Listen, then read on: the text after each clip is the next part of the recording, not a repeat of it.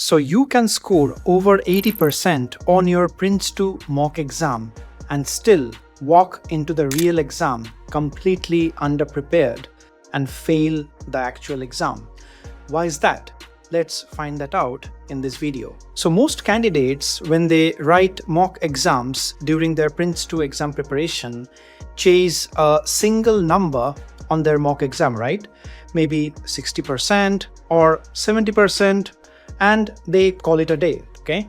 But here's the thing, the official pass marks, the score you should be actually aiming for in your mocks, and the score that tells you that you are genuinely exam ready are three completely different things, okay?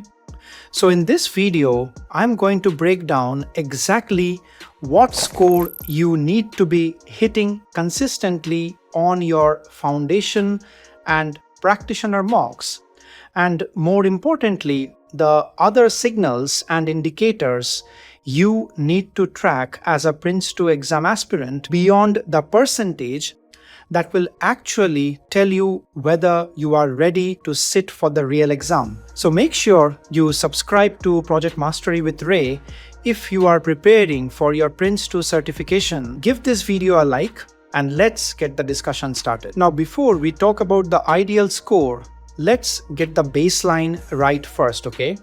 Because a lot of candidates get this wrong from the very start of their exam preparation. So for PRINCE2 Foundation, you are solving 60 multiple choice questions in 60 minutes.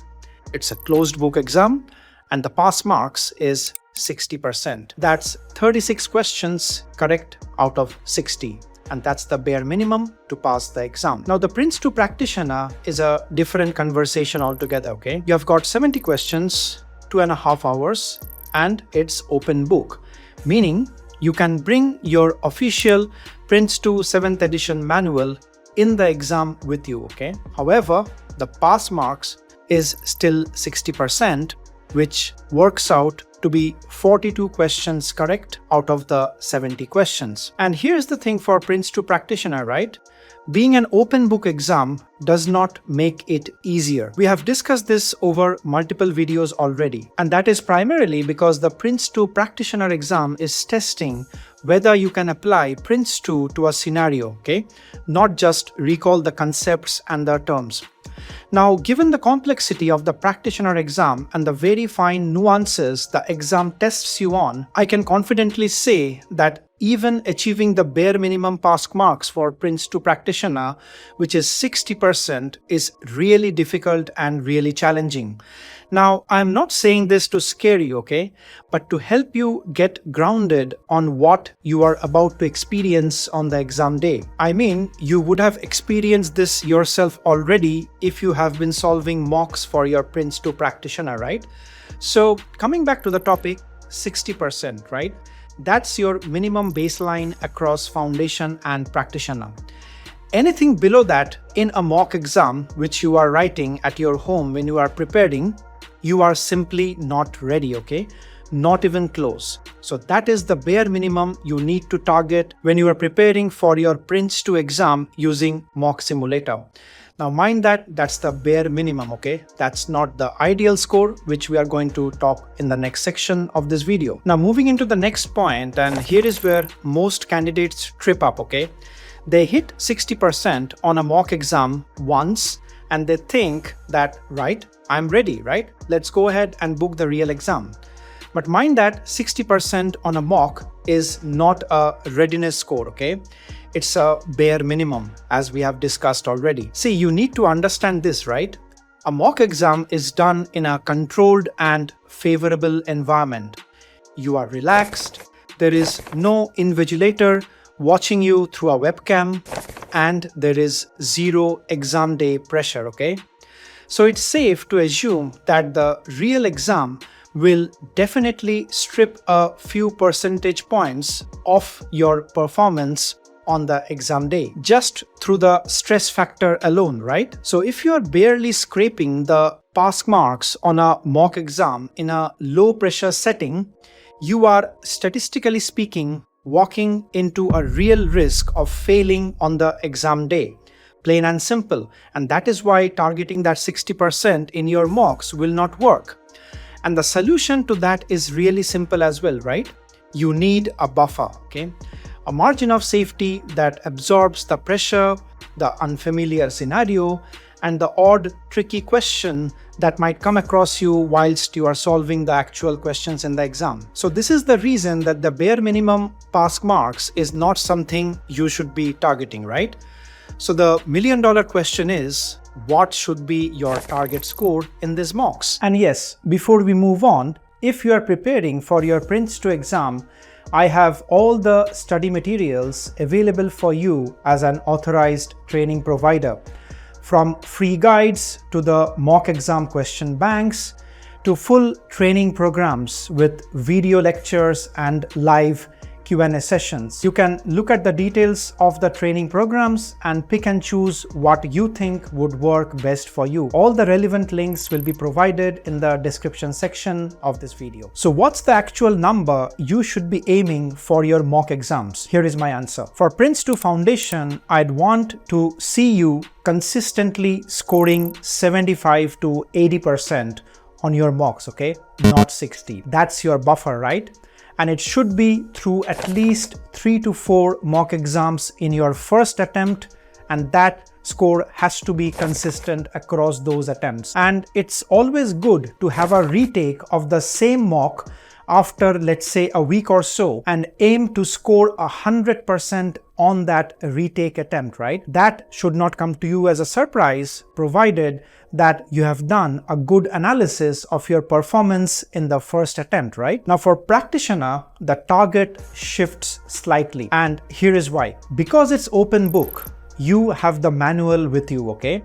Which means there is less excuse for a low score. But the questions are also scenario based and far more difficult and inferential. So I'd want to see 70 to 75% consistently with a clear understanding of why each answer is correct and why each answer is incorrect, okay? And whilst doing that, I would also expect that you maintain an error log for the same and capture your learning gaps accordingly, okay?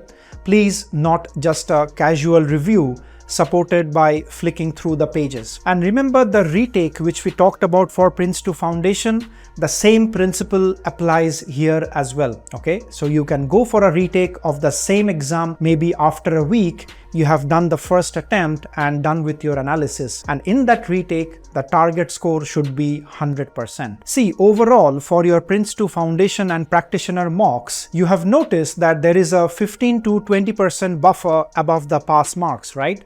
And that isn't arbitrary. It's there to absorb everything the mock environment cannot replicate in the real exam. Hit that range consistently and you are genuinely in the exam ready territory, okay? Now anything less than that, I would be worried as your instructor. Now next, here is a mistake I see very often. A candidate sits through 5 mock exams, scores badly on the 4 of them, and then suddenly hits the 70 to 80% score once in the final mock and immediately books the exam. However, please note that one good score is not evidence of readiness, okay? It's just a data point, nothing more. Because if you think about it, that one strong result could be easily have been a familiar scenario, an easier question set, or honestly, just a lucky day for you. The real exam won't hand you a favorable scenario just because you have got one good mock score behind you, okay? So what you actually want to have is consistency, right? And by consistency, I mean about 4 or ideally 5 mock exam attempts on different scenarios,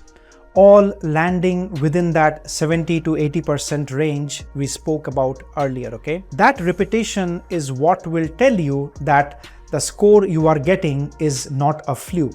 It's a pattern and you are exam ready. And funnily enough, if your scores are bouncing all over the place, one attempt at 80%, the next at 55, that inconsistency is telling you something as well, right? It means that your understanding still has gaps And those gaps need to be addressed before the exam day, not after it, right? Now, finally, the percentage target is only one part of the picture, okay? Because here is the thing, right? You could still hit about 70 to 75% just through memorization and rote learning and still not be ready, okay?